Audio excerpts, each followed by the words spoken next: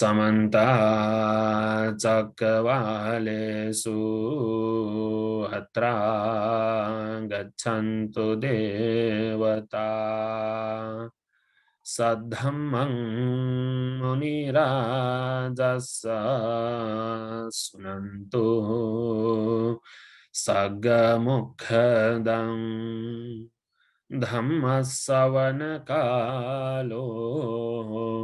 अयं भद्दन्ता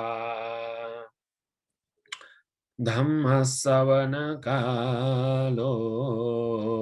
अयं भद्दन्ता धम्मश्रवणकालो अयं भद्दन्ता नमो तस्सा भगवतो अरहतो सम्मा सम्बुद्धस्सा नमो तस्सा भगवतो अरहतो सम्मा सम्बुद्धस्सा नमो तस्सा भगवतो अरहतो सम्मा सम्बुद्धस्सा चित्तिकतं महाघ्नं च अतुलं दुर्लभदर्शनं अनोमसत्तपरिभोगं रत्नं तेन उच्यते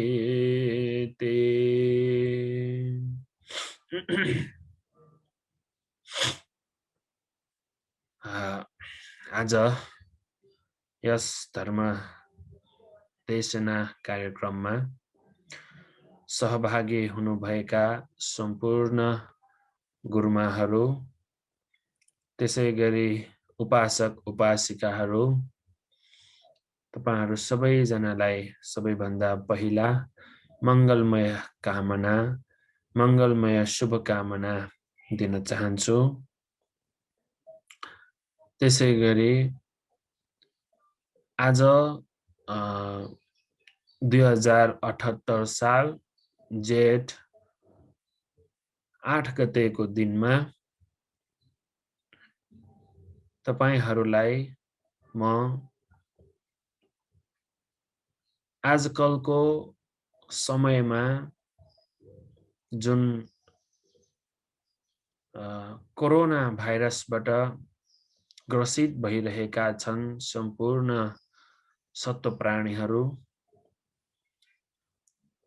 सबैजनालाई मनोमय बल वृद्धि हुन सकोस्, वृद्धि गर्न सकोस् भन्ने हेतुले तपाईहरुलाई त्यही सन्दर्भमा रत्न सूत्रको महत्वबारे तपाईहरुलाई धर्म देशना गर्न मैले विषय गरेको छु। यसभन्दा अघि पनि मैले रत्न सूत्रको बारे रत्न सूत्र नै विषय राखेर धर्मदेशना गरिसके। यो रत्न सूत्रमा आजको धर्मदेशनामा आउन अघि तपाईहरुले यदि पहिलाको मेरो यही धर्मदेशनाको पहिलाको धर्मदेशना सुन्नु भएर त्यसपछि मात्र यो धर्मदेशना सुन्नु हुन्छ भने तपाईहरुले यो धर्मदेशना कन्टिन्युअस हो भने कन्टिन्यू हो भनेर बुझ्न सक्नुहुन्छ। नभए पनि आजको धर्मदेशना छुट्टै पनि बुझ्न सक्नुहुन्छ। पहिलाको धर्मदेशना मैले युट्युब च्यानलमा राखेको छु। नेपाल बुद्धिस्ट एक्टिभिटिज भन्ने युट्युब च्यानल छ। तपाईहरुको लागि खोज्न सजिलो हुनको लागि म यहाँ च्याटमा पनि राखिदिन्छु।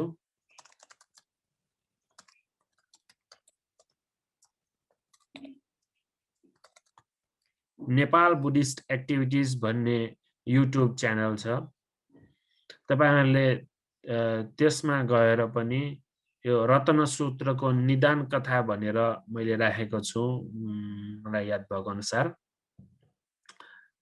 त्यसमा तपाईहरुले यो रत्न सूत्रको निदान कथा पहिला सुन्नुहोला, त्यसपछि यो धर्मदेशना चाहिँ नि बुझ्नु हुनेछ।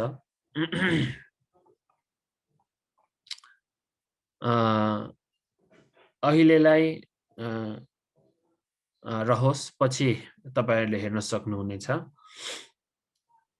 अघि मैले एउटा गाथा वाचन गरे अगाडि सुरु हुने बेलामा। चित्तिकतं महग्धं च अतुलं दुर्लभ दर्शनं अनोम सत्तर परिभोगं रतनं तेन उच्यते इति भनेर। यो गाथा रत्न सूत्रको वर्णना अथवा अट्ठकथामा आउने गाथा हो।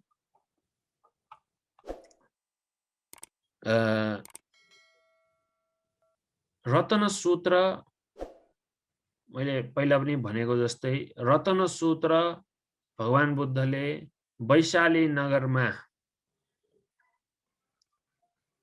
लिच्छवी राजाहरूले भगवान बुद्धलाई निमन्त्रणा गर्नु भई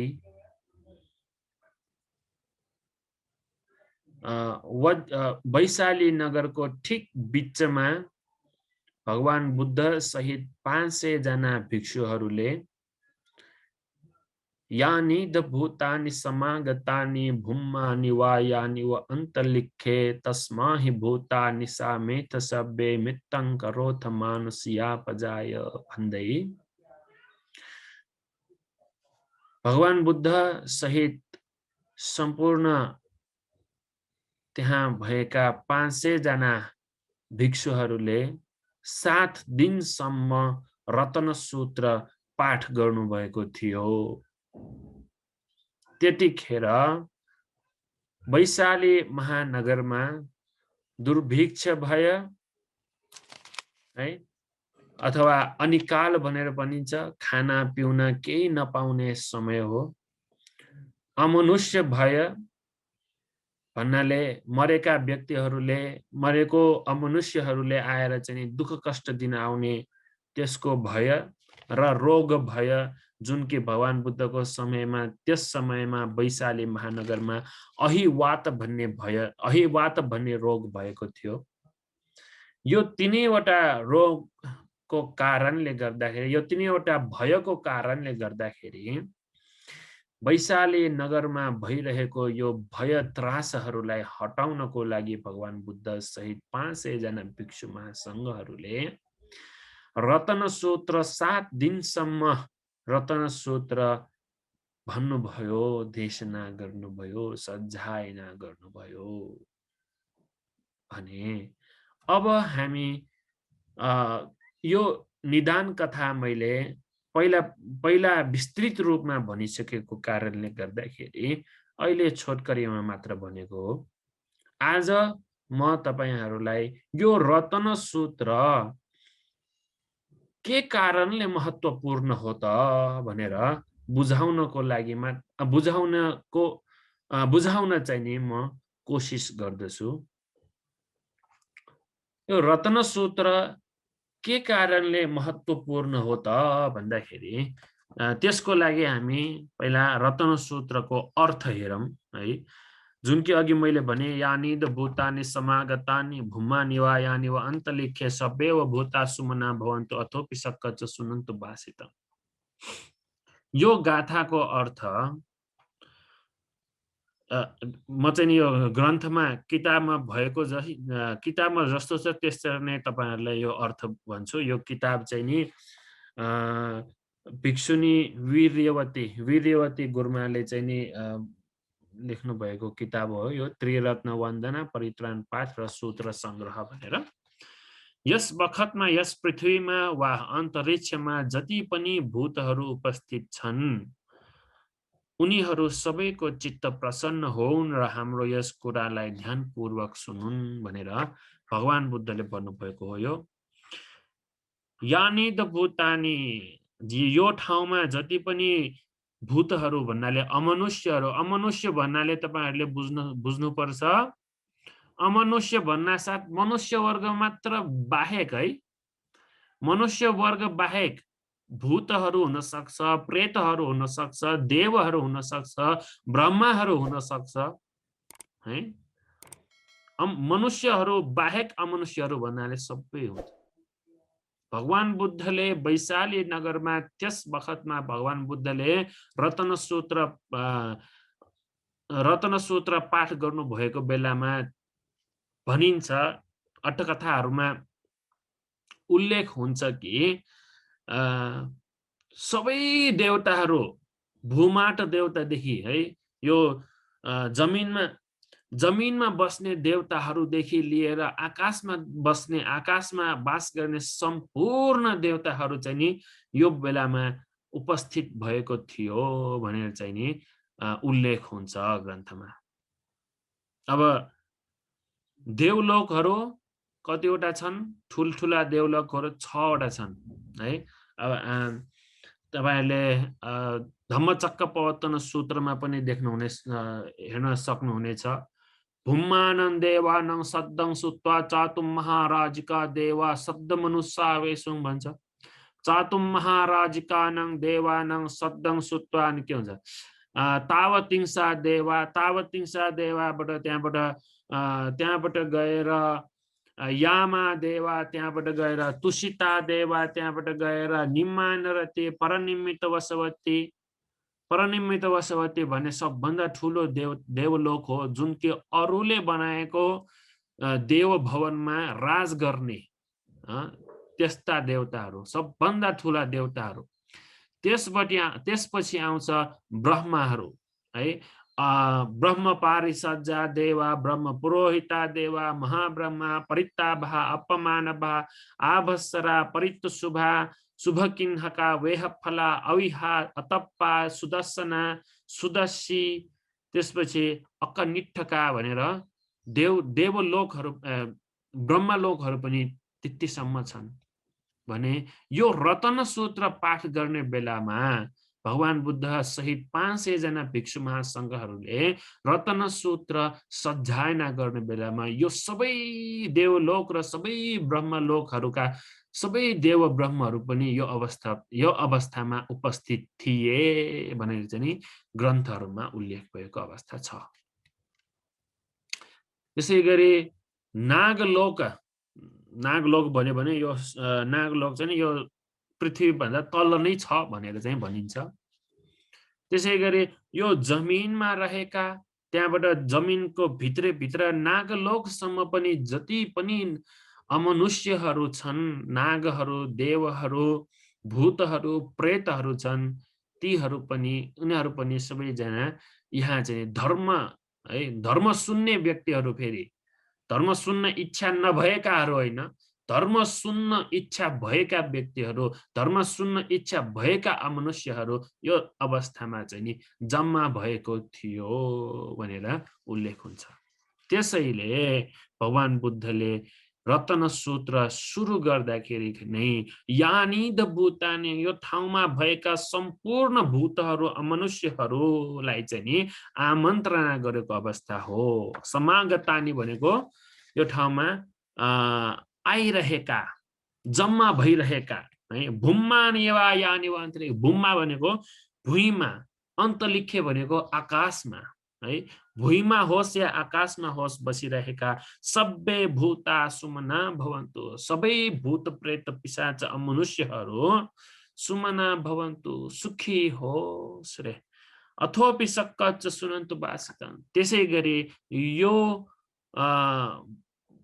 भगवान बुद्धले बताउनु हुने उपदेश, यो सूत्रलाई राम्रोसँग सुनोस् भनेर भन्नुभएको थियो। त्यसपछि तस्मा हि भूतानि सामेथ सब्बे मृतं करोथ मानुष्या पजाय दिवाच रत्तोच हरन्ति है बलिं तस्मा हि ने रखथ अपमत्ता। यसको सरस्वती मैले अर्थ भन्ने हो भने सबै भूत अथवा अमनुष्यहरू दत्तचित्त हुन् रे। जसबाट उनीहरूलाई दिन रात बलि दिन्छन्, ती मनुष्य मात्रको प्रति दत्तचित्त भएर मैत्री गरून् र अप्रमादी बनेर उनीहरूलाई रक्षा गरून्। रत्नसूत्रमा भएको अर्थ हो यो है। तपाईहरुले आजकलको यो समयमा प्राय धेरै जसो थेरवाद बौद्ध जन भिक्षु भिक्षुणीहरूले, भिक्षु अनागारिकाहरूले, गुरुमाहरूले चाहिँ नि यो रत्नसूत्र बिहान बेलुकी पाठ गर्ने गर्छ। यसमा चाहिँ नि अन्तर्गत भएको यो अर्थलाई बुझ्नुपर्छ है। त्यसैले सबैजनालाई यो मान्छेहरूले, मनुष्य प्राणीहरूले तिमीहरूलाई भगवान बुद्धले भन्नुभएको मनुष्य प्राणीहरूले, अमनुष्य तिमीहरू सबैजनालाई दिन रात है, दिन रात नहेरी चाहिँ नि बलि दिन्छन् रे। बलि भनेको, बलि भन्दाले तपाईहरुले नबुझ्नुस् के काटमार गरेर नै दिनुपर्नेलाई बलि भनेर भन्ने होइन। तपाईहरुले संस्कृतको डिक्सनरी है, संस्कृतको शब्दकोशमा पनि हेर्नुस् अथवा पालीको शब्दकोशमा पनि हेर्नुस्, बलि भनेको काटमार गरेर दिनुपर्ने चीजलाई बलि भनेर भनिदैन। बलि भनेको दान दिनेलाई बलि भनिन्छ। यो बुझ्नुस् तपाईहरुले। नत्र हाम्रो नेपालमा त बलि भन्यो कि काटमार गरेर नै दिनुपर्नेलाई बलि भनेर भनिन्छ। त्यो होइन। बलि भनेको दान दिनेलाई बलि भन्छ। तपाईहरुले बिहान बिहान हाम्रो नेवारमा नेवारी आमाहरूको चलन चल्ती छ, सुठे डेकाउन्यो भनेर भन्छ है। देवताहरूलाई पूजा गर्न जानु भनेर भनिन्छ। पुजवा छौ त्या, पुजवा छौ लाटे जुना, पुजिया आउनु डेकाउन्यो भनेर भनिन्छ। त्यो जाँदाखेरि त्यसरी जाने भने, त्यसरी गएर देवताहरूलाई पूजा गर्ने भनेको पनि एउटा बलि हो। एक सुक्खा दिने भनेको नि बलि हो। एउटा जाके त्यो के भन्छ चामल, एउटा चामल मात्र चढाउने भनेको पनि बलि हो। त्यो भनेको दान हो। काटमार गरेर दिनुपर्नेलाई त्यसलाई बलि भन्दैन है। त्यसैले भगवान बुद्धले भन्नुहुन्छ, हे अमनुष्य वर्गहरू, तिमीहरूलाई मान्छेहरूले दिन रात नहेरिकन बलि चढाउँछन्, दान दिन्छन्, अप्रमादी भएर, प्रमाद नभइकन, धेरै ढिलाइ नगरिकन ती बलि चढाउनेहरूलाई, ती दान दिने मनुष्यहरूलाई रक्षा गर भनेर चाहिँ भनेको हो यो रत्नसूत्रमा है। त्यसपछि आउँछ यङ्किञ्चिवित्तं इदवाहुरं वा सग्गेषु वा यं रत्नं पनीतं ननो समं अत्थि तथागतेन इदम्पि बुद्धे रत्नं पनीतं एतेन सच्चेन सुवात्योतो। यङ्किञ्चिवित्तं इदवाहुरं वा, यो ठाउँमा र अर्को ठाउँमा, यो ठाउँमा र अर्को परलोकमा भनेको हो। यो परलोक भन्दाखेरि हुरङवा भनेको परलोकमा, यङ्किञ्चि जति पनि वित्तं सम्पत्तिहरू छन् है, सग्गेषु वा यं रत्नं पनीतं, स्वर्गलोकमा हेर्ने हो भने तपाईहरुले कस्तो कस्तो कस्तो सम्पत्तिहरू हुन्छ, कस्तो कस्तो ती सम्पत्तिहरू, ती रत्नहरू ननो समं अत्थि तथागतेन, तथागत भगवान बुद्धलाई समान गर्न सक्ने कुनै पनि रत्नहरू छैनन्। इदम्पि बुद्धे रत्नं पनीतं एतेन सच्चेन सुवात्योतो। यस्तो समान गर्न नसक्ने भगवान बुद्धसँग कुनै पनि रत्न, कुनै पनि सम्पत्तिलाई समान गर्न नसक्ने बुद्ध रत्न सबभन्दा प्रणीत हो। यो सत्य वचनद्वारा एतेन सच्चेन सुवात्योतो, यो सत्य वचनद्वारा तपाईहरुलाई सत्य होस्, सुख होस् भनेर भनेको। अब यसमा तपाईहरुलाई एउटा बुझाउन चाहन्छु, यो रत्नं पनीतं भनेर भनेको के हो है। रत्नं पनीतं ननो समं अत्थि सग्गेषु वा यं रत्नं पनीतं है। स्वर्गलोकमा भएको जति पनि सम्पत्तिहरू छन्, ती सम्पत्तिहरू भन्दा पनि उत्तम रहेको छ रे। के उत्तम छ, के प्रणीत हो त भन्दाखेरि बुद्ध रत्न।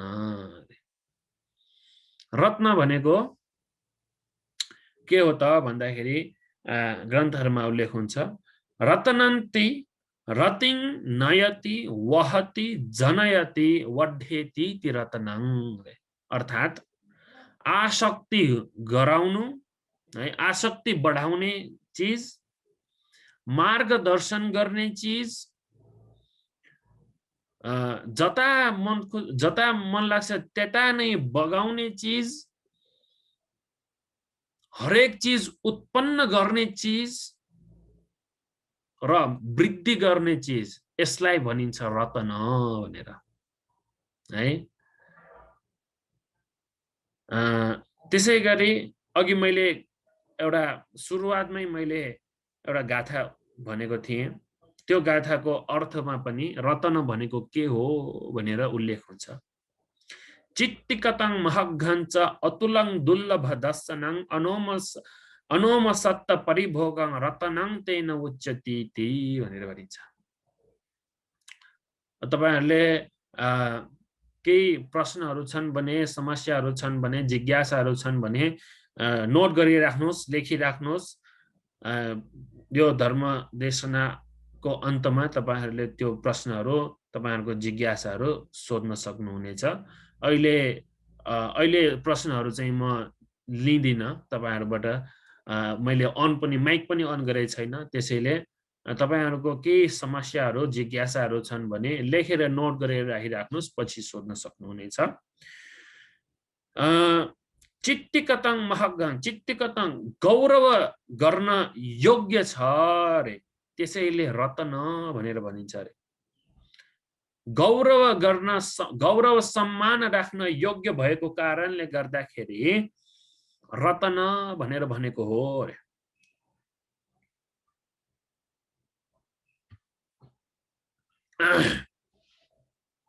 यो संसारमा मनुष्य लोकमा है, मनुष्य लोकमा सबैभन्दा धेरै गौरव गर्ने गृहस्थीमा भए है, गृहस्थीहरुमा भए यो संसारमा सबैभन्दा धेरै गौरव गर्ने, सम्मान गर्ने एकजना व्यक्ति छ। को होला भन्न सकिन्छ कि? सक्छ भने त्यो टाइप गरेर पठाए नि हुन्छ। यो संसारमा गृहस्थीहरू मध्ये सबैभन्दा धेरै सम्मान गर्ने व्यक्ति एकजना हुनुहुन्छ। सबैको सम्मान पाउने व्यक्ति छ गृहस्थीमा है। को होला? ल मैले माइक अनम्युट गर्न दिए, तपाईहरुले कसैले भन्न सक्छ भने ल भन्नुस्।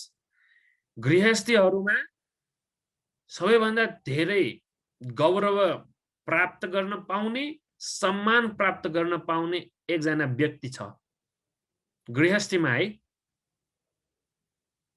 को होला? सिद्धार्थ कुमार जिले। सिद्धार्थ हैन गौरव पाउन योग्य व्यक्ति गृहस्थीमा राजा हो भन्थे। राजा त राजा भयो, चक्रवर्ती राजा, धम्मीको उपासक। राजा त राजा हो, चक्रवर्ती राजा है। अब तपाईहरु फेरि म्युट भएर नै बस्नुस्। चक्रवर्ती राजा कहला है। गृहस्थीहरुमा भए सबभन्दा धेरै गौरव गर्न योग्य व्यक्ति भनेको चक्रवर्ती राजा। अब प्रवर्ज्यमा भयो भने त अब तपाईहरुले सोध्नै पर्दैन, भगवान बुद्ध नै हो हैन। त्यसैले गृहस्थीमा चाहिँ नि सोधेको। गृहस्थीहरु मध्ये सबैभन्दा गौरव सम्मान पात्र योग्य व्यक्ति भनेको नै चक्रवर्ती राजा। जब चक्रवर्ती राजा यो संसारमा जन्म लिनुहुन्छ, जब चक्रवर्ती राजाको उत्पत्ति हुन्छ, तब अरु कोही पनि राजाको अगाडि शिर झुक्दैन कसैको पनि। सिर्फ चक्रवर्ती राजाको अगाडि मात्र शिर झुक्छ। त्यसैले चक्रवर्ती राजा गौरव पात्र छ, गौरव सम्मान गर्न योग्य हो। त्यस्तै गरी है। त्यस्तै गरी भगवान बुद्ध यो संसारमा जन्म लिनुभयो भने भगवान बुद्धको अगाडि सबैको शिर झुक्छ अरे।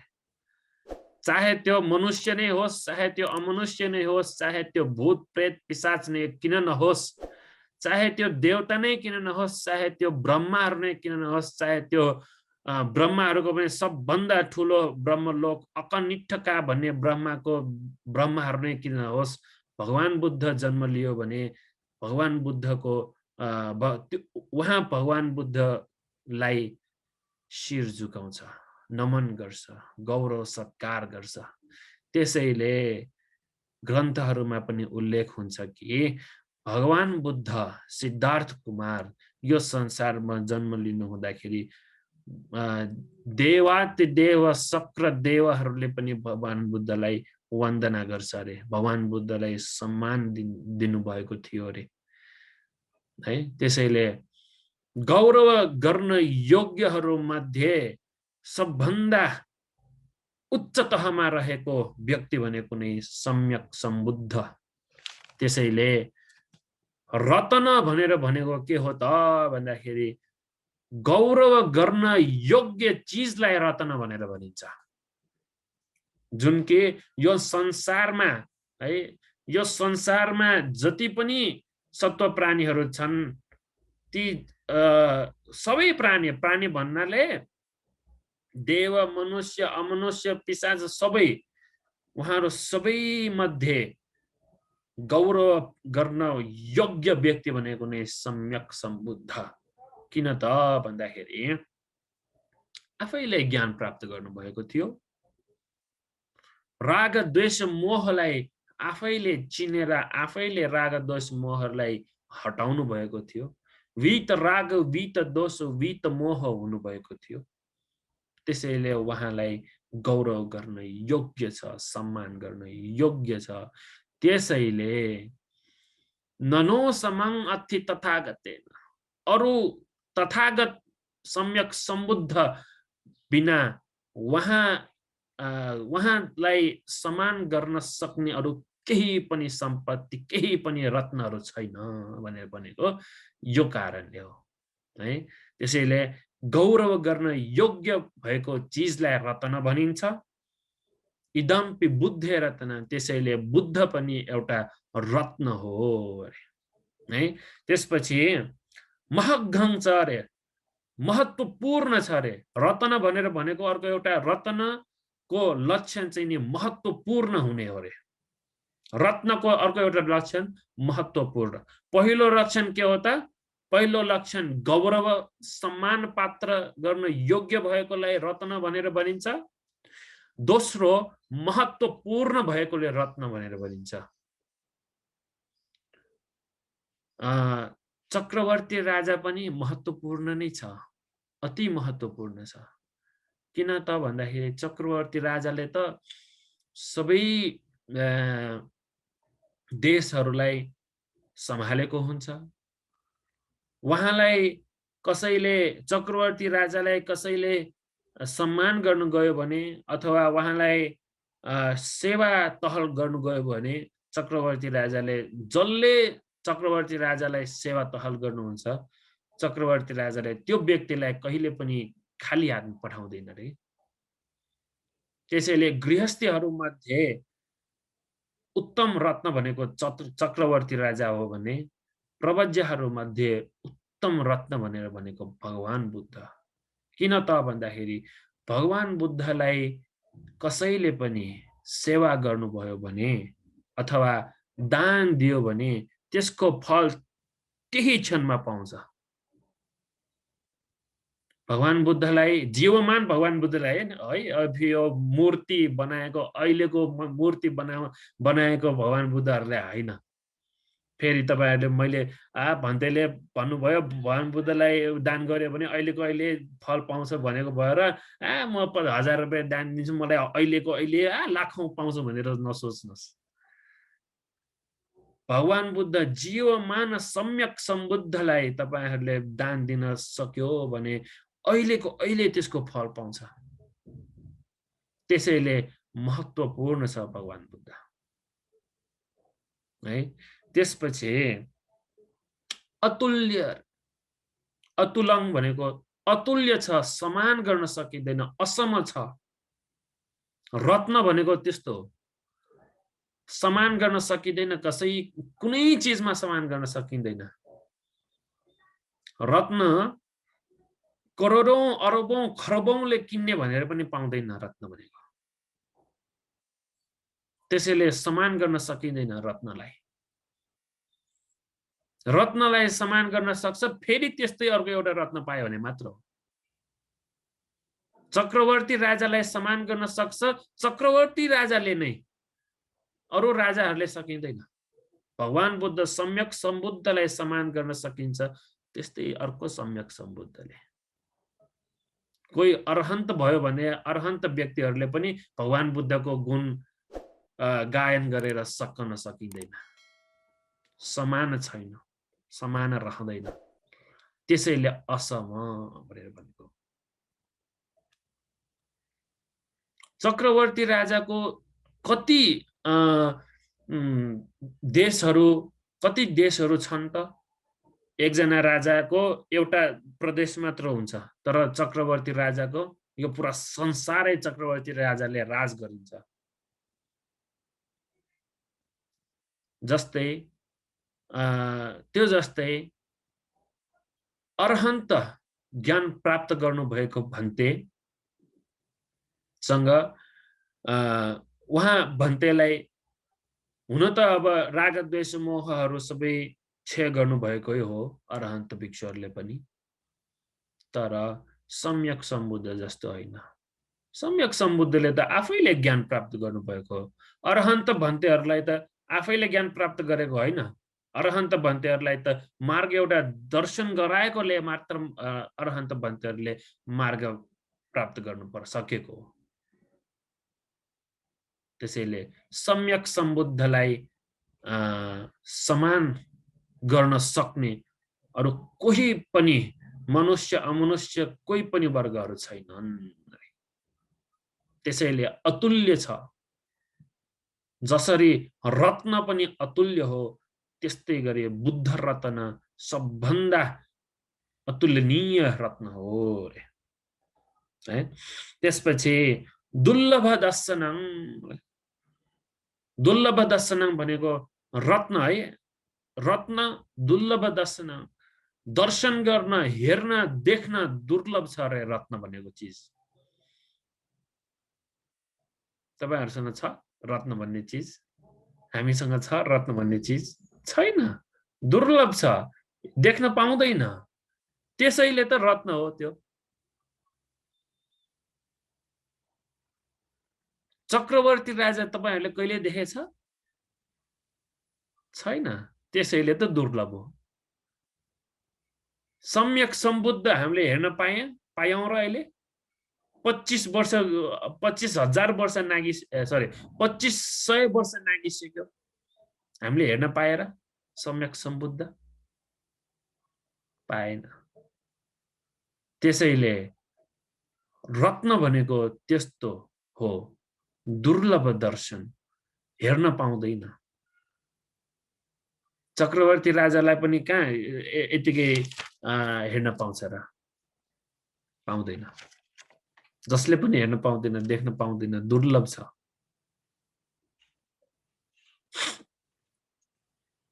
भनिन्छ नि एक कल्प,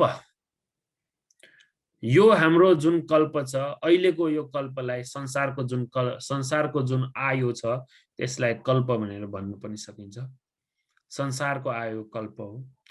यो हाम्रो कल्पलाई भद्र कल्प भनेर भनिन्छ भने यो एक भद्र कल्पमा 4 जना सम्यक सम्बुद्धहरू जन्म लिन्छन् भनेर भनेको छ। एक कल्प भनेको कतिसम्म हुन्छ त भन्दाखेरि मैले यो पहिला पनि भनिसके, एक कल्प भनेको अहिले हाम्रो जुन सगरमाथा छ नि, त्यो सगरमाथामा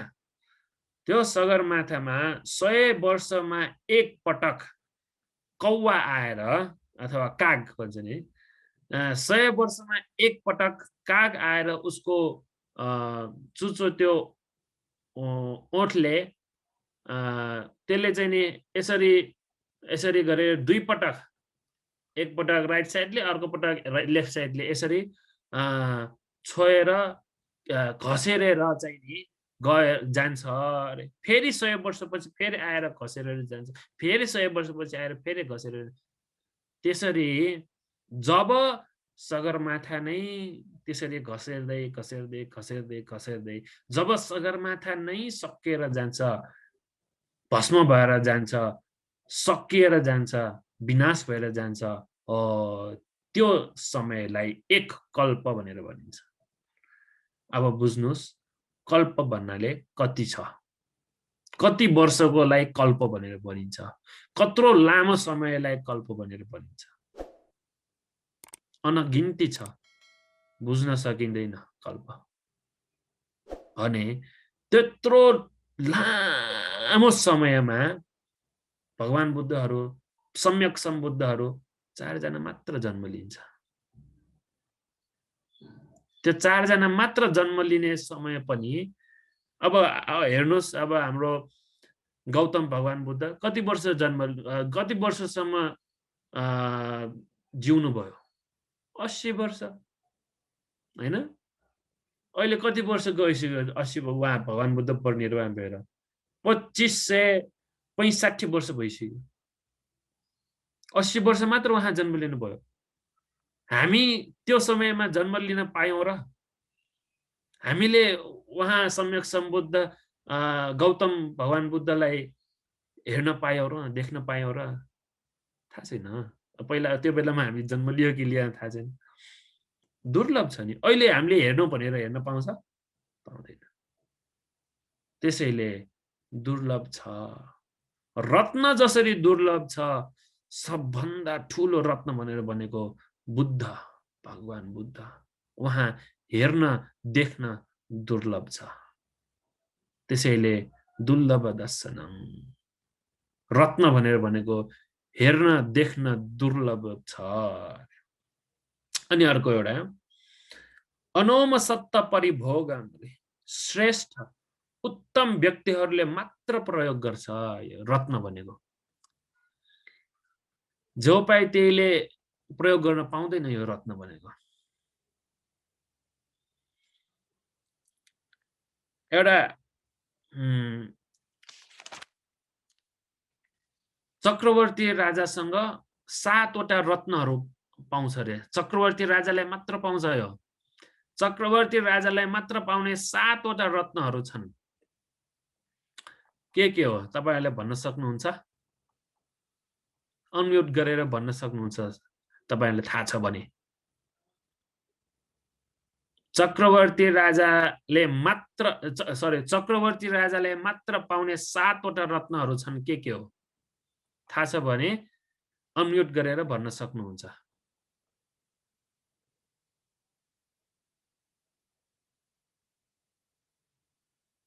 थाहा छैन जस्तो, ल ठिकै छ।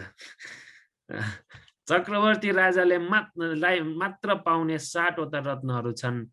चक्र रत्न, पहिलो चक्र रत्न, दोस्रो हस्ती रत्न अथवा हात्ती, तेस्रो अश्व रत्न अथवा घोडा, चौथो मणि रत्न, 5 नम्बर स्त्री रत्न, 6 नम्बर गृहपति रत्न, 7 नम्बर परिनायक रत्न। अब हामीले सोच्यो भने हाम्रो दिमागमा चाहिँ के हुन्छ त भन्दाखेरि रत्न भन्यो भने एउटा बहुमूल्य मणिलाई चाहिँ नि रत्न भनिन्छ। अरु चाहिँ नि होस् नहोस् मतलब छैन। तर रत्न भनेको त्यो मणि मात्र रत्न होइन। मणि भनेको त एउटा रत्न मात्र हो। चक्रवर्ती राजालाई पाउने 7 वटा रत्नहरू चक्र रत्न। त्यो चक्र रत्न भनेको अरु के हैन, रथ हो के, रथ। त्यो चक्र रत्न भनेको रथ हो। अब ग्रन्थहरुमा चाहिँ लामो व्याख्या हुन्छ, तर लामो व्याख्या गर्दिन म।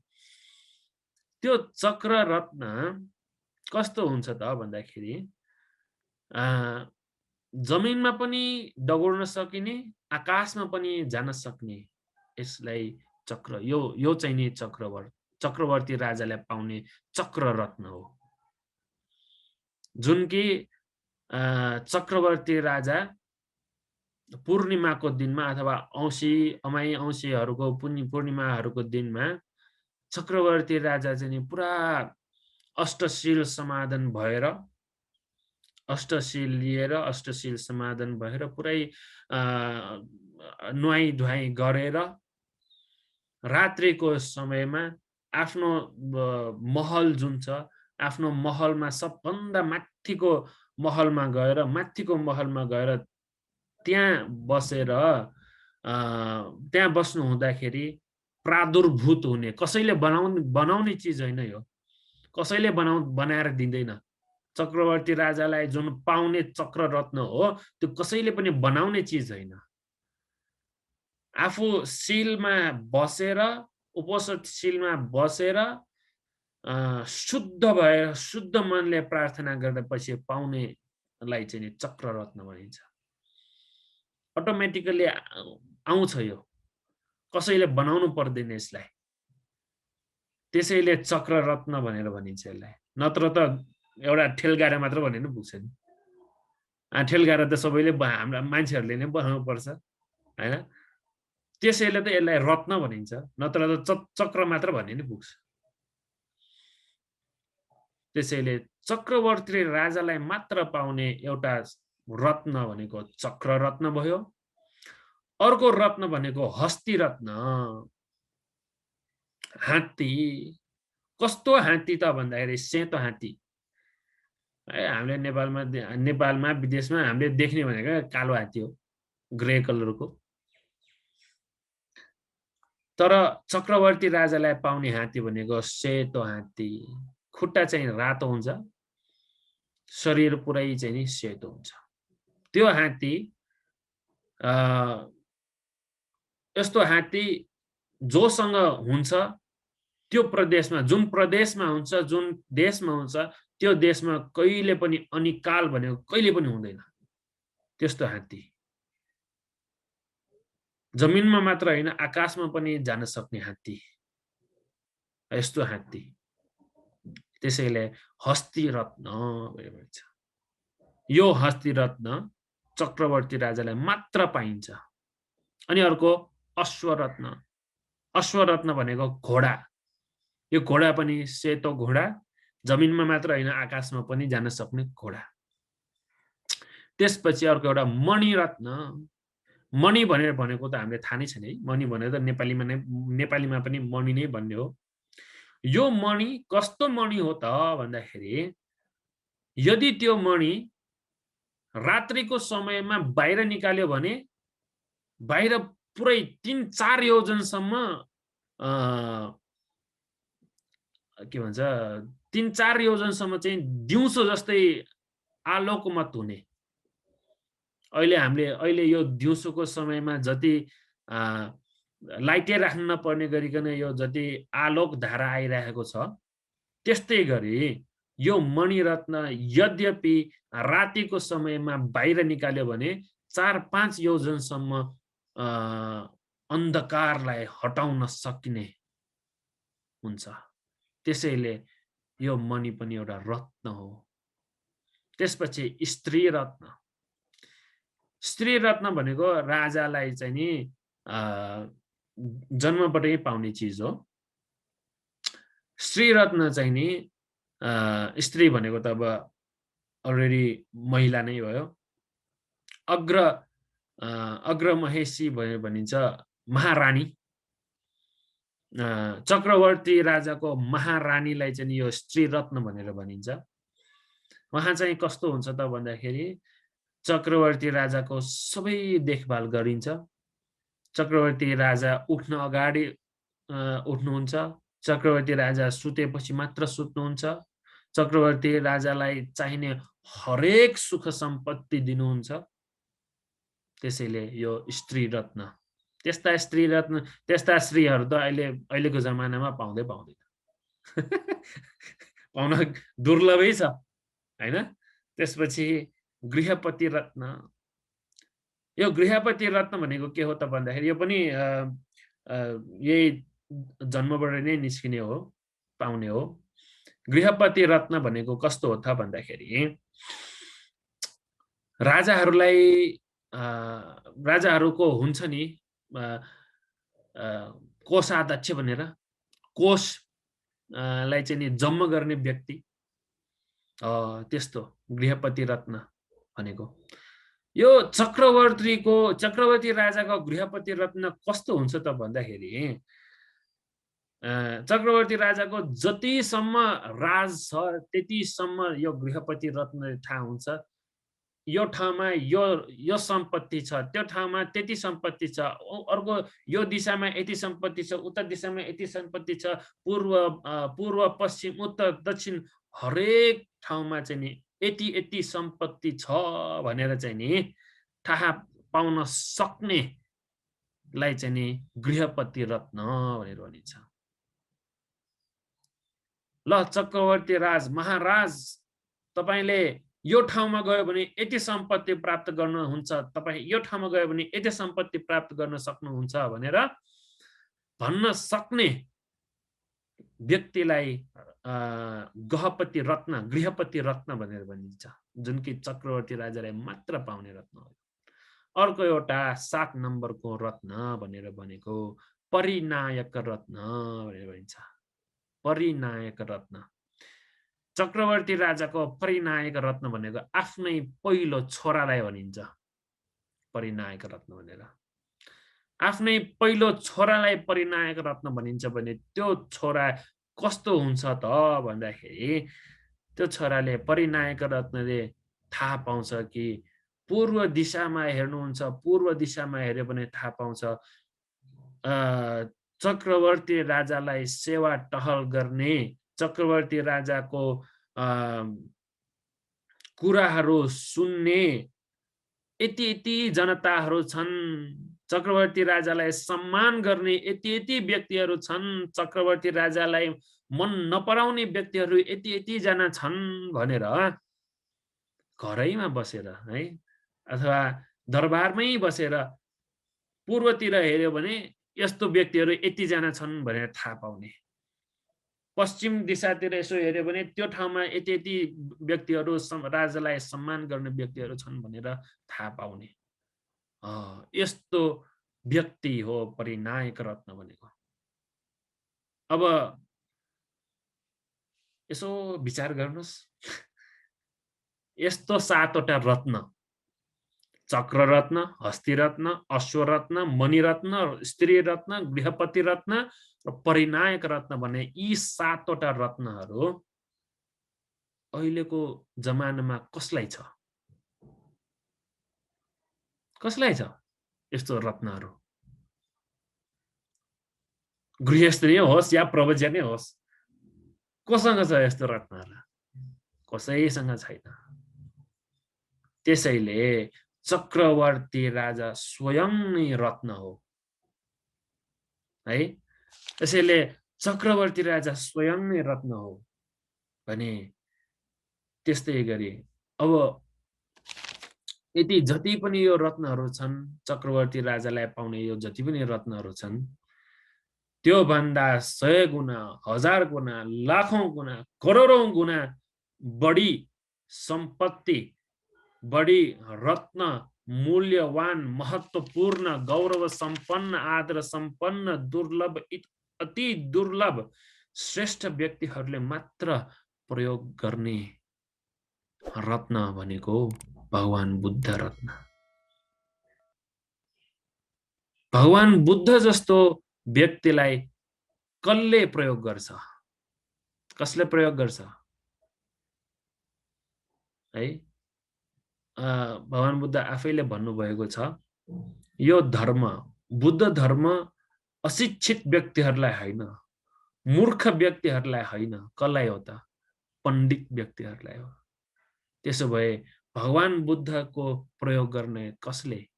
पण्डित व्यक्तिहरूले। भगवान बुद्धको धर्मलाई प्रयोग गर्ने कसले? पण्डित व्यक्तिहरूले। त्यसैले भगवान बुद्ध स्वयं एउटा रत्न हो। त्यसैले रत्न सूत्रमा भन्नुहुन्छ इदम्पि बुद्धे रत्नम पनीतं एतेन सच्चेन सुवथ्यो। त्यसैले रत्न सूत्र महत्त्वपूर्ण छ। आजकल यो जुन कोरोना भाइरस भनेर भइरहेको छ भनेर भन्ते गुरुमाहरूले नेपालमा मात्र होइन, देश विदेशमा भन्ते गुरुमाहरूले मात्र होइन, गृहस्थीहरूले पनि पाठ गरिरहेको छ। अब यो रत्न सूत्रको महत्त्वपूर्ण भनेको यही हो। रत्न भनेको के हो त? 5 वटा गुणाङ्गले भरिएको चिजलाई रत्न बनिन्छ। गौरव सम्पन्न हुन्छ, महत्त्वपूर्ण हुन्छ, अतुलनीय हुन्छ, देख्न अतिकै दुर्लभ हुन्छ र श्रेष्ठ उत्तम व्यक्तिहरूले मात्र प्रयोग गर्छ यो रत्न भनेको चिज। भने गृहस्थीहरूमध्ये उत्तम रत्न, प्रणीततम रत्न भनेको चक्रवर्ती राजा हो भने प्रवज्यहरूमध्ये गृहस्थीहरू भए पनि प्रवज्यहरू भए पनि यो सारा संसारमा सत्व प्राणीहरूमध्ये सबैभन्दा उत्तम, सबैभन्दा प्रणीततम रत्न भनेको नै बुद्ध रत्न हो।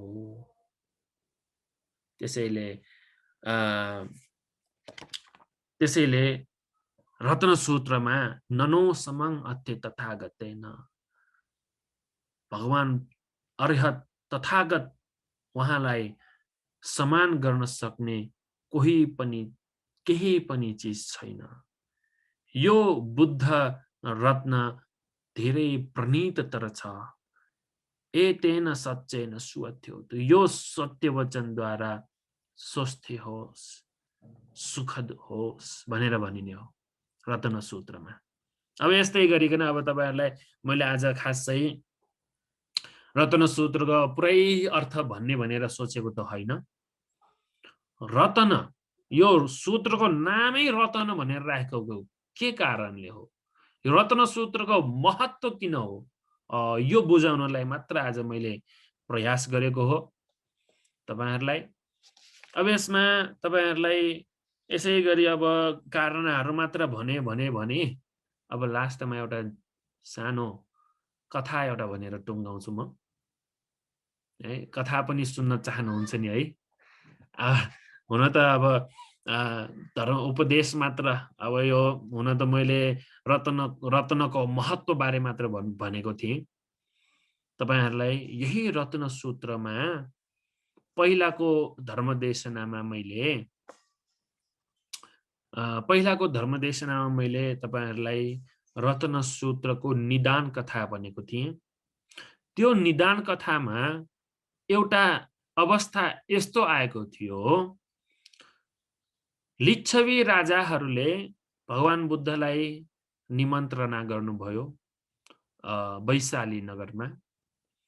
वैशाली नगरमा भगवान बुद्धले वैशाली नगरमा जाने भनेर निर्णय गरिसकेपछि बिम्बिसार राजाले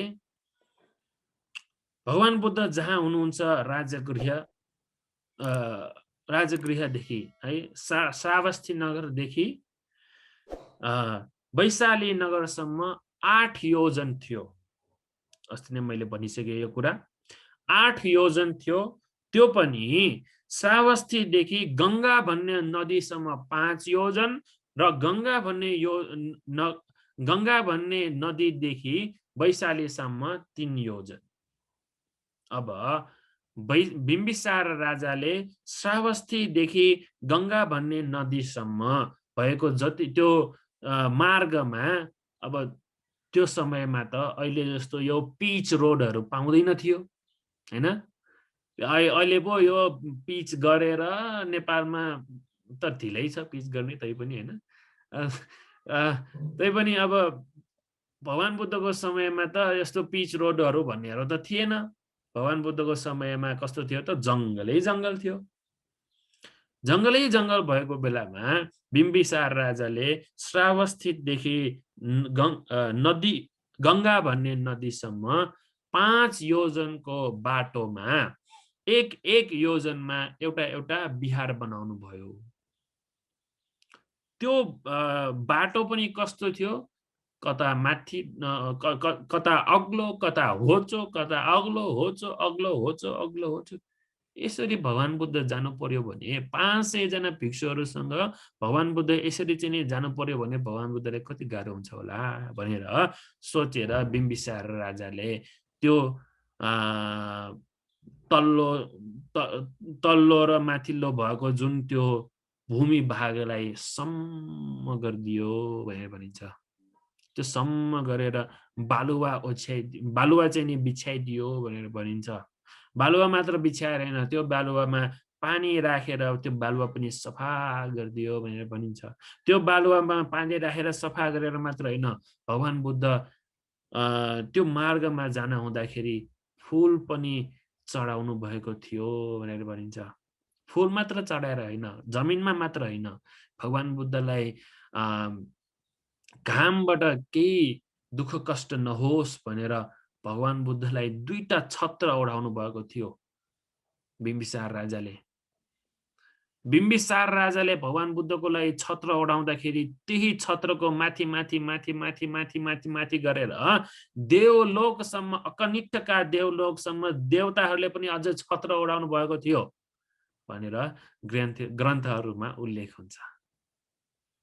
यसरी हरेक योजनसम्म 5 योजनसम्म बिम्बिसार राजाले यसरी भगवान बुद्ध सहित अरु भिक्षुहरूलाई चाहिँ यसरी सम्मान गरेर गंगा भन्ने नदीसम्म जानु भएको थियो भने गंगा भन्ने नदीदेखि उता वैशालीसम्म चाहिँ नि वैशाली नगरसम्म चाहिँ 3 योजन थियो। त्यो 3 योजन फेरि लिच्छवी राजाहरूले बिम्बिसार राजाले जति सम्मान गरेको थियो त्यो भन्दा 2 गुणा सम्मान गरेर वैशाली नगरमा लग्नु भयो रे।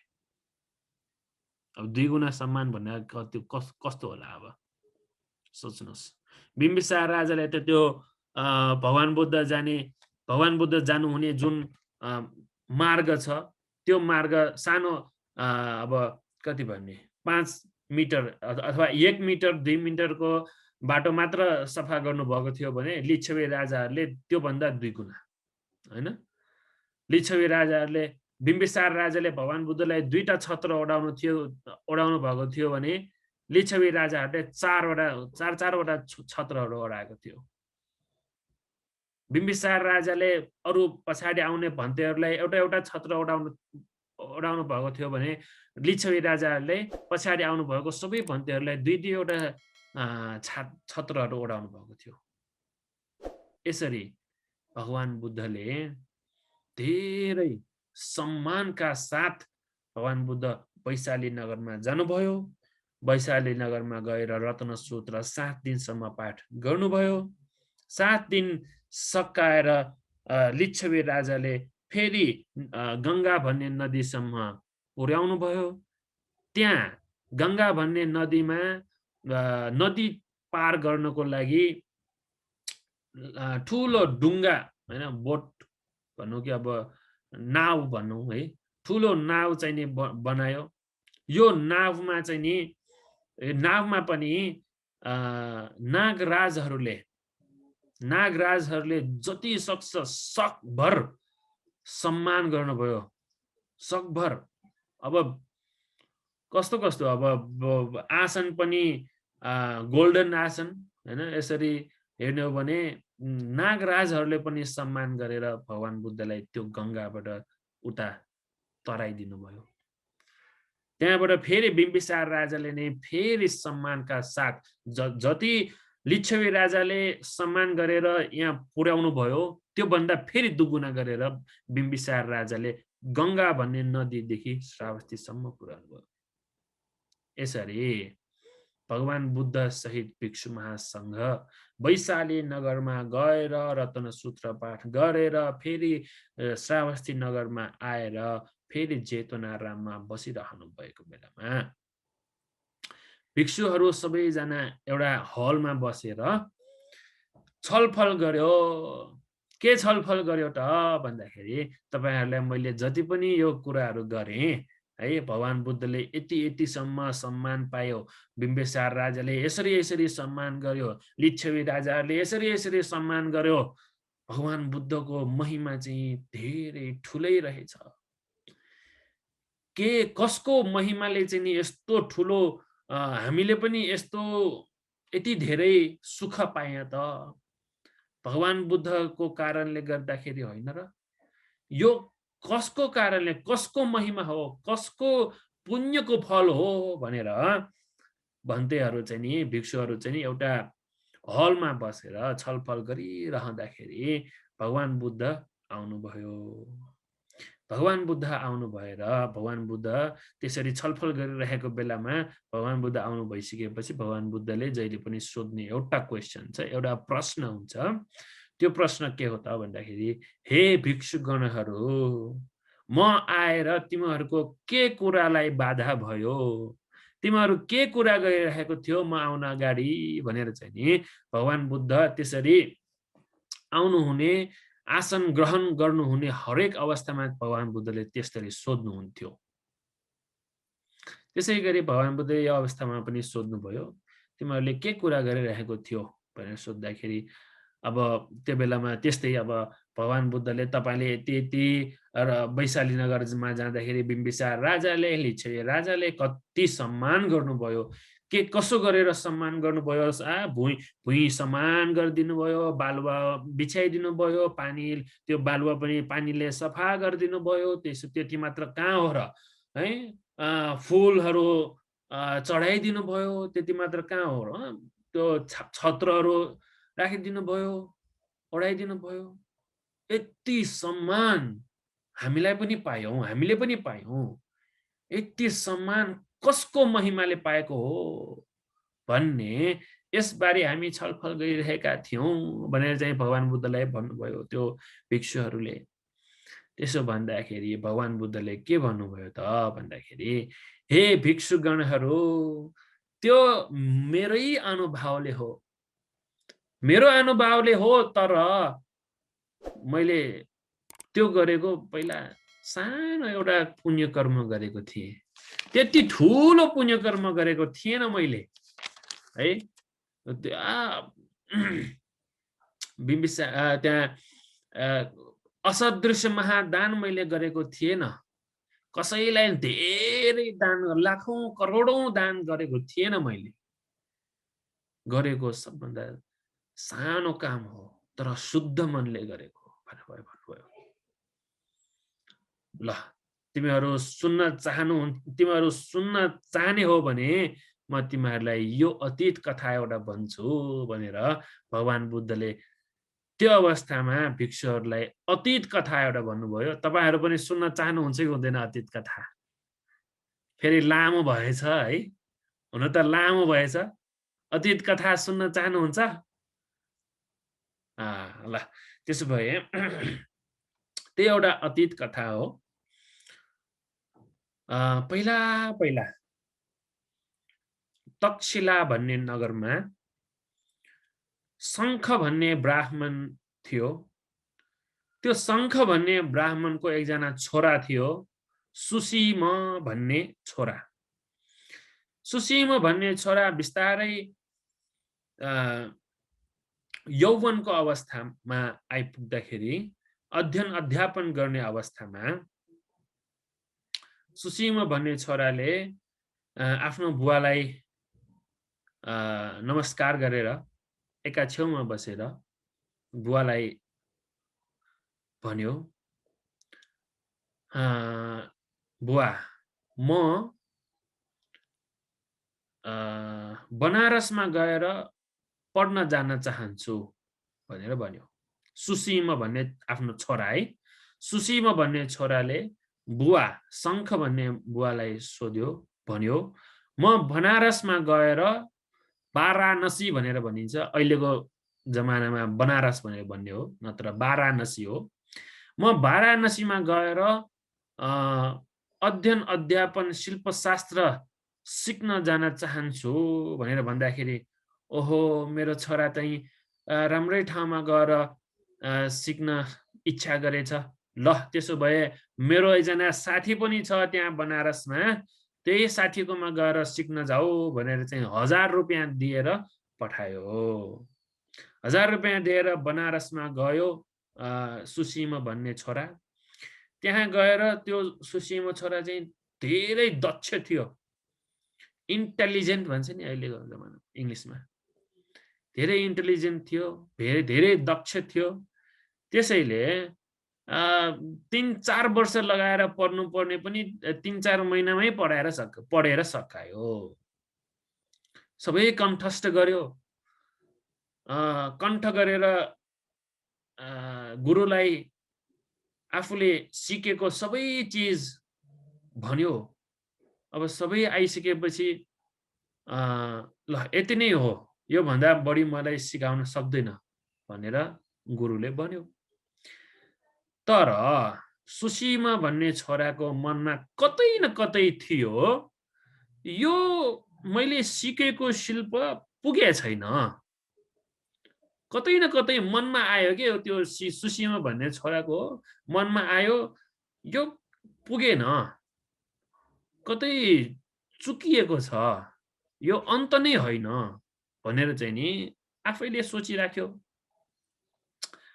त्यसपछि सुसीमा छोराले गुरुलाई सोध्यो, गुरुज्यू मैले यो तपाईले सिकाउनु भएको शास्त्र सम्पूर्ण जानिसके, तर यो चाहिँ नि अन्त होइन जस्तो लाग्छ, यो सकेको छैन जस्तो लाग्छ। यो शिल्प तपाईले जुन दिनुभएको शिल्प छ त्यो शिल्प सकेको छैन जस्तो लाग्छ।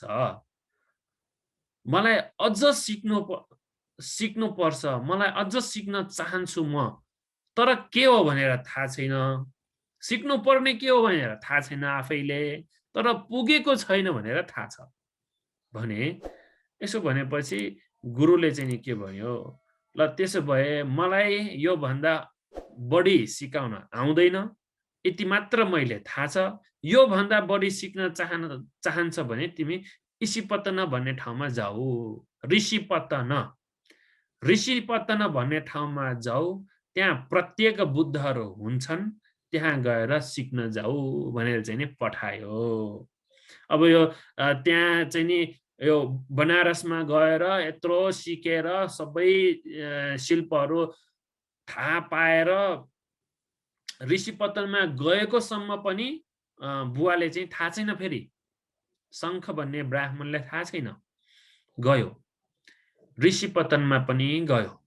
ऋषिपतनमा गएर सुसीम भन्ने छोरा ऋषिपतनमा गएर त्यहाँ गएर प्रत्येक बुद्धहरूलाई भेटेर उहाँहरूलाई नमस्कार गरेर वन्दना गरेर सोध्यो, मैले यतिसम्म मलाई शिक्षा छ, यो भन्दा उता मलाई शिक्षा छैन, तपाईहरुले शिक्षा दिन सक्नुहुन्छ कि हुँदैन भनेर भन्दाखेरि प्रत्येक बुद्धहरूको एउटा के भन्ने, अब प्रत्येक बुद्धहरूलाई चाहिँ नि धर्म देशना गर्न आउँदैन, धर्म उपदेश दिन आउँदैन, ताकि चतुर आर्य सत्य त्रिलक्षण हैन यस्तो सम्यक सम्बुद्धले जसरी धर्म उपदेश गर्नुहुन्छ त्यसरी प्रत्येक बुद्धहरूलाई धर्म उपदेश गर्न आउँदैन भने सुसीमा छोरा प्रत्येक बुद्धको ठाउँमा गएर मलाई शिल्पशास्त्र दिनुस् भन्दाखेरि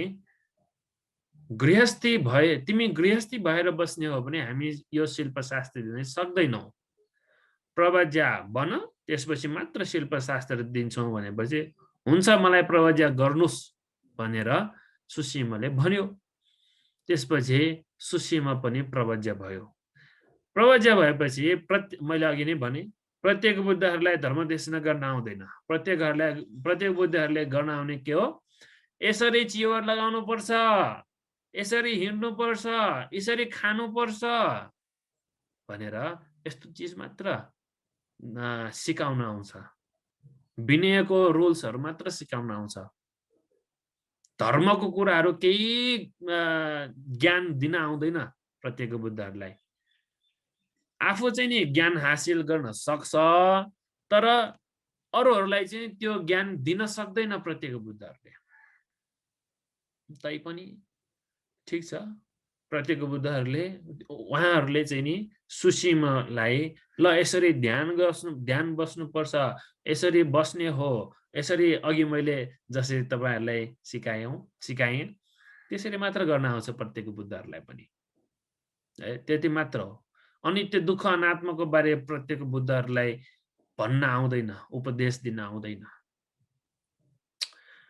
त्यसरी नै उपदेश दियो। अब जति सक्दो त्यति प्रत्येक बुद्धहरूले मार्गदर्शन गराइदियो सुसीमलाई। सुसीमा छोरा पनि अब प्रत्येक बुद्धले जसरी भन्नुभयो त्यसरी नै ल ध्यान भावना गरेर अन्तमा प्रत्येक बुद्धत्व ज्ञानै प्राप्त गर्नुभयो।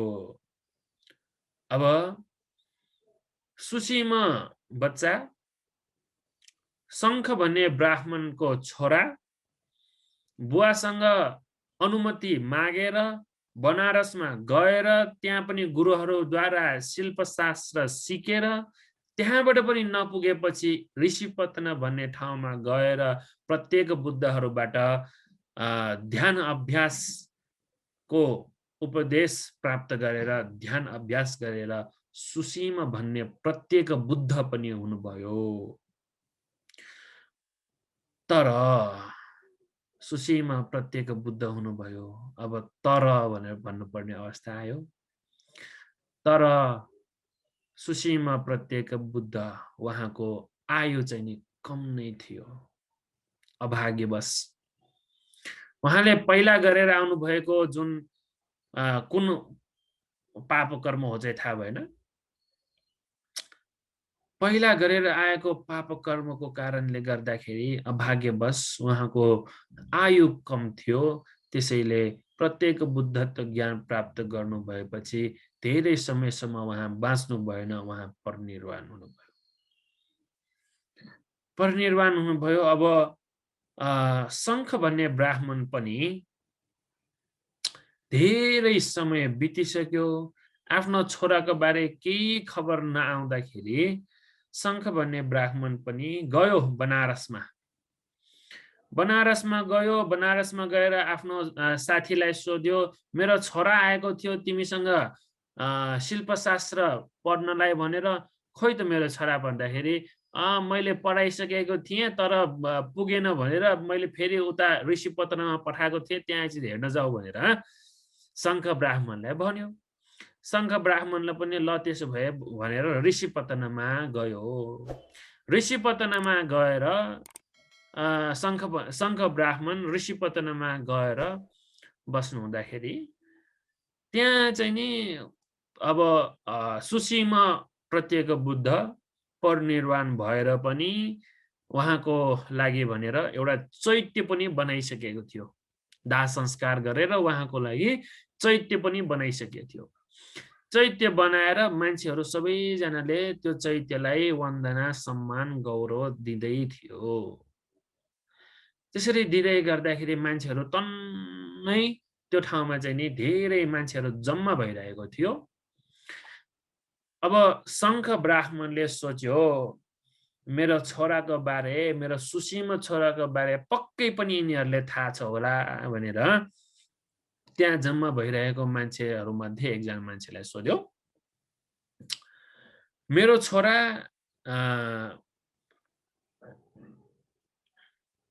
मेरो सुसीमा भन्ने छोरा यहाँ आएको थियो अध्ययन अध्यापन गर्नलाई भनेर तिमीहरूले देख्यो भनेर सोद्धाखेरि त्यहाँ जम्मा भइरहेको मान्छेहरूमध्ये जसलाई सोधेको त्यो व्यक्तिले चाहिँ नि तपाईको छोरा चाहिँ नि मैले थाहा छैन, तर सुसीमा भन्ने प्रत्येक बुद्ध चाहिँ नि परिनिर्वाण हुनुभएको थियो। परिनिर्वाण भएर उहाँको निम्ति उहाँलाई उहाँको धातुहरू राखेर चाहिँ नि यो चैत्य बनाएको छ, ऊ यही हो चैत्य भनेर चाहिँ देखायो। देखाएपछि धेरै दुःख भयो। आफ्नो छोरा हो नि जे भए पनि हैन, आफ्नो छोरा हो। अब हेर्नुहोस् सबभन्दा पहिला त बित्नु पर्ने त बुवाहरू हो नि हैन, आमा बुवाहरू पो बितिन्छ नि, त्यसपछि पो छोरा बित्ने हो। तर यहाँनिर उल्टा भयो। पहिल्यै आफू मर्न अगाडि नै आफ्नो छोरा बित्यो। तर शङ्ख ब्राह्मण मनमा दुःख छ, तर कतै कतै मनमा श्रद्धा पनि थियो, किनकि आफ्नो छोरा प्रत्येक बुद्ध भएर परिनिर्वाण भएको थियो। आफ्नो छोरा भएको नाताले दुःख त हुन्छ, तर त्यो दुःखमा कतै न कतै श्रद्धा उत्पन्न भयो। प्रत्येक बुद्धको निम्ति श्रद्धा उत्पन्न भयो। आँखाबाट आँसु झार्दा झार्दै त्यो शङ्ख ब्राह्मणले जहाँ त्यो चैत्य छ, त्यो चैत्यको वरिपरि सबै ठाउँमा उम्रिरहेको जति पनि घाँसहरू छन्, ती घाँसहरू सबै सम्म पारिदियो। सबै नचाहिने घाँसहरू, नराम्रो घाँसहरू सबै उखालेर घाँसहरू सबै सफा गरिदियो। त्यो ठाउँ सबै सफा गरिदियो। आँसु झार्दा झार्दै गर्यो। आफ्नै छोरा हो, तर प्रत्येक बुद्ध हुनु भइसकेको थियो। त्यसैले श्रद्धा राखेर आँसु झार्दा झार्दै त्यो ठाउँ सफा गरिदियो। त्यति मात्र कहाँ हो र? आफ्नो त्यो बेलामा त अब अहिले जस्तो यो सुट प्यान्ट हुँदैन, अनि सल रहन्छ। त्यो आफ्नो सलमा बाँधेर बालुवाहरू अलिकति लिएर आएर त्यो बालुवा छरिदियो। त्यो ठाउँमा चैत्यको वरिपरि बालुवा छरिदियो। बालुवा छरेर त्यो बालुवामा पानी छरिदियो। पानी मात्र छरे, त्यति मात्र होइन, पानी छरेर फेरि सुगन्धित होस् भनेर फूल पनि ल्याएर फूल पनि चढाइदियो। फूल चढाएर यसरी गरेको थियो शङ्ख ब्राह्मणले। यसरी गरेर त्यो चैत्यमा वन्दना गर्यो, पञ्चाङ्ग वन्दना गर्यो भनेर भनिन्छ। यसरी पञ्चाङ्ग वन्दना गरेर शङ्ख ब्राह्मण त्यहाँबाट रुँदा रुँदै नै घर फर्कियो भनेर भनिन्छ। ग्रन्थहरूमा उल्लेख भएको यो एउटा कथा हो। अनि यो कथा भगवान बुद्धले त्यो बेलामा जम्मा भइरहेको भिक्षुहरूलाई भन्दाखेरि त्यो बेलाको जुन शङ्ख ब्राह्मण हो, त्यो शङ्ख ब्राह्मण अरू कोही पनि होइन, मै हो भनेर भगवान बुद्धले भन्नुभयो। त्यो शङ्ख ब्राह्मण हुँदाखेरि मैले सुसीम प्रत्येक बुद्ध, आफ्नै छोरा सुसीम प्रत्येक बुद्धको चैत्यमा घाँस उकालेर सम्म पारिदिएर बालुवाले घेरेर, बालुवा बिछ्याएर, त्यसपछि पानी छरेर फूल चढाइदिएको त्यो पुण्यको कारणले श्रावस्तीदेखि वैशालीसम्म जति 8 योजन थियो, त्यति 8 योजनसम्म राजाहरूले हामीलाई यति सम्मान गरेको यो मैले त्यो बखतमा शङ्ख ब्राह्मणको समयमा सुसीम भन्ने प्रत्येक बुद्धको चैत्यमा गरेको यति सम्मानको कारण हो हामीलाई यति सम्मान प्राप्त भएको भनेर भगवान बुद्धले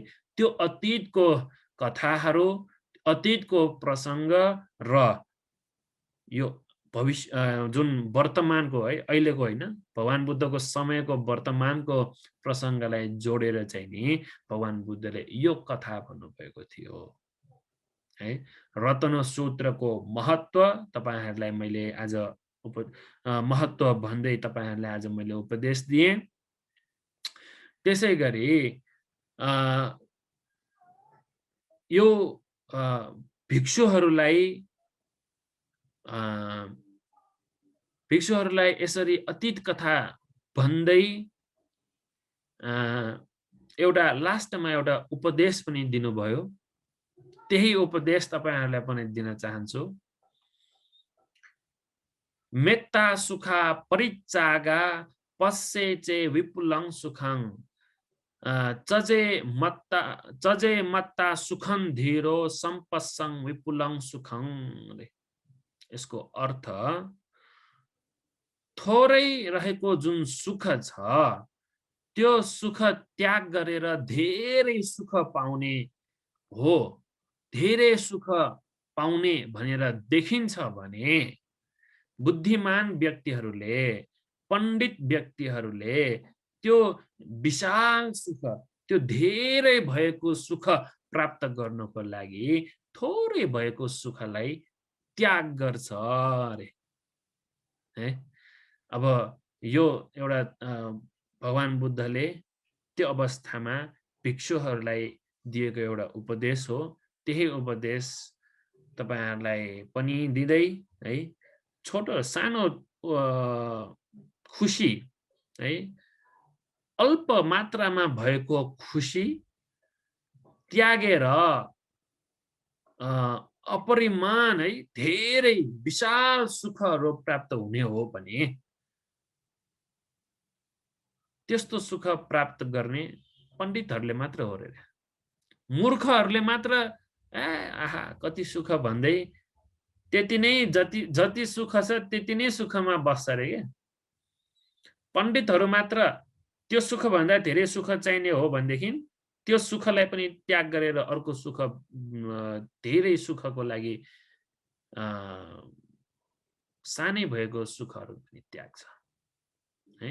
यो उपदेश पनि दिँदै तपाईहरुलाई आज मैले दिएको उपदेश अब छोटकरीमा भन्दाखेरि रत्न सूत्रको महत्व बारे भने त्यसैगरी भगवान बुद्धले शंख भन्ने ब्राह्मण भएको अवस्थामा छोटो पुण्य कर्म गरेर है त्यो बेलामा भएको छोटो सुखलाई त्याग गर्नु भएर अहिले आएर कति ठूलो सुख भोग्नु भयो ताकि 8 योजनसम्म पनि उहाँ आनन्दले जान पाउने राजाहरूको सम्मानका सहित जान पाउने सुख प्राप्त गर्नुभयो।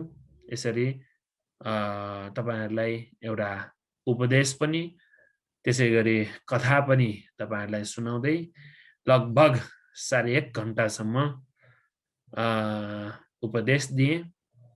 यो उपदेश द्वारा अब तपाईहरुले पनि रत्न सूत्रको महत्व जान्नुभयो। तपाईहरुले पनि रत्न सूत्रको महत्व जानेर आजकल यो जुन भइरहेको कोरोना महामारीबाट बचिरहन, सुरक्षित भइरहन, कोरोना ग्रस्त भएका व्यक्तिहरूको लागि उहाँहरूको लागि मैत्रीपूर्ण कामना गर्दै रत्न सूत्र पाठ गर्दैछौँ हामी। विजयाराम बिहार पेजमा तपाईहरुले पनि 6:30 बजे दिनदिनै 6:30 बजे प्रसारण हुनेछ, लाइभ प्रसारण हुन्छ। त्यसमा पनि तपाईहरु सहभागी हुन सक्नुहुनेछ। रत्न सूत्र पनि पाठ हुन्छ। त्यसैगरी धर्नी गुरुमाले पनि जुम मार्फत नै तपाईहरुलाई 6 बजेदेखि धर्मदेशना पनि गर्नुहुनेछ। त्यसैगरी त्यो अवस्थामा पनि जुम मार्फत पनि बुद्ध पूजा र त्यसैगरी रत्न सूत्र पनि पाठ हुन्छ दिनदिनै भइरहेको पनि छ। अब हामीले मात्र हैन, हुन त देश विदेशबाट हरेक ठाउँबाट पनि यो रत्न सूत्र पाठ हुँदैछ आजकल कोरोनाको कारणले गर्दाखेरि नै भने तपाईहरु पनि यसरी नै रत्न सूत्र सँगसँगै नै पाठ गर्नुहुनेछ भन्ने आशा लिएको छु। आजको उपदेश यही टुङ्ग्याउँछु। तपाईहरु सबैजनालाई है 1.5 घण्टासम्म पनि एकै ठाउँमा बसेर सुनिरहनु भएकोमा तपाईहरु सबैजनालाई धेरै धेरै साधुवाद र धन्यवाद दिन चाहन्छु। तपाईहरु अब यसरी नै है बाहिर नगइकन यसरी नै घरमै बसेर अरु बेलामा त अब धर्मदेशना सुन्न बिहारमा जान समय छैन भनेर भन्नुहुन्छ हैन। अहिले चाहिँ नि समयको अभाव छैन, समय प्रशस्तै छ। तपाईहरुलाई भन्ते गुरुमालाई पनि समय प्रशस्तै छ। त्यसैले अब तपाईहरुको ज्ञान वृद्धिको लागि धार्मिक क्रियाहरुमा लाग्नको लागि भन्ते गुरुमाहरुले सकेसम्म प्रयास गर्नेछौँ, हामी गर्दै पनि छौँ। अब अरू बेलामा भए त यस्तै गाह्रै हुन्छ, त्यसैले अब काम नभएको बेलामा यसरी तपाईहरु धर्म श्रवण गर्न आएकोमा म पनि धेरै धेरै खुसी छु। यस्तै गरी अब हामीले चाहिँ नि बुद्ध जयन्तीको दिनसम्म 1 बजेदेखि यसरी धर्म श्रवण, धर्म देशना गर्ने कार्यक्रम राखेका छौँ। तपाईहरु दिनदिनै 1 बजेदेखि यसरी नै धर्म देशना, धर्म श्रवण गर्न आउने हुनेछ भन्ने आशा लिएको छु। अब तपाईहरुको लागि फ्लोर ओपन भयो। माइक अनम्युट गर्नुभयो। तपाईहरुलाई केही जिज्ञासा छ भने यो धर्मदेशना सम्बन्धी र अघि आनापानसति ध्यान बसेको र यो धर्मदेशना सम्बन्धी केही जिज्ञासाहरू छन् भने प्रश्न सोध्न सक्नुहुनेछ। साधु साधु साधु